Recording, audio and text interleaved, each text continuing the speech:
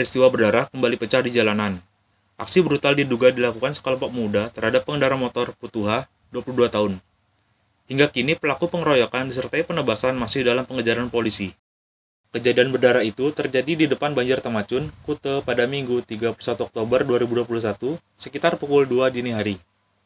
Akibat kejadian tersebut, Putuha, warga Kute, mengalami luka terbuka di bagian kepala akibat pengeroyokan dan luka tebasan senjata tajam. Informasi yang dihimpun Jawa Pos Radar Bali dari sejumlah sumber, kejadian itu berawal saat pemuda Putuha membonceng temannya Wayan F, 27 tahun, menggunakan sepeda motor dan melaju di Jalan Raya Kute.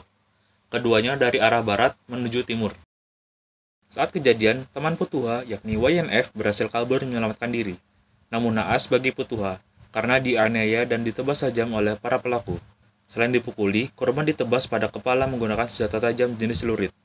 Alhasil, korban bersimbah darah di TKP, kemudian dilarikan oleh warga ke RSUP Sanglah. Kedua pemuda itu mengakui tidak mengenali para pelaku, namun mereka sempat menandai satu sepeda motor yang dikendarai pelaku, yakni DK8118. Korban membacokkan Putuha dirawat di RSUP Sanglah. Korban mengalami luka terbuka pada kepala bagian belakang. Kasih Humas Polresta Denpasar, Ibtu Ketut Sukadi, pada Senin 1 November 2021 menyebutkan, akibat luka yang dialami, korban harus dijahit kepalanya. Sukadi mengatakan, selain itu tidak ada luka lain seperti luka memar di tubuh korban.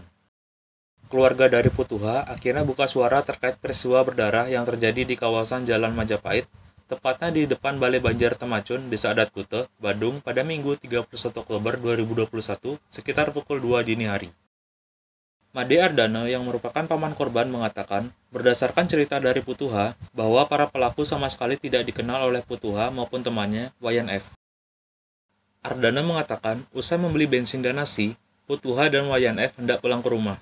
Saat tiba di simpang Banjar Temacun, keduanya bertemu para pelaku yang saat itu sedang berhenti di tengah jalan. Putuha dan Wayan F memilih belok kanan ke arah Jalan Majapahit.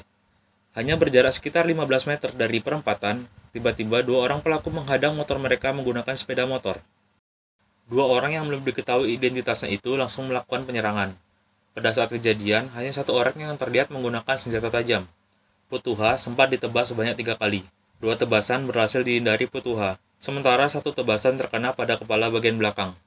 Paman dari Putuha, Ardana mengatakan, grup dari pelaku sekitar 12 orang. Para pelaku menggunakan 6 unit sepeda motor.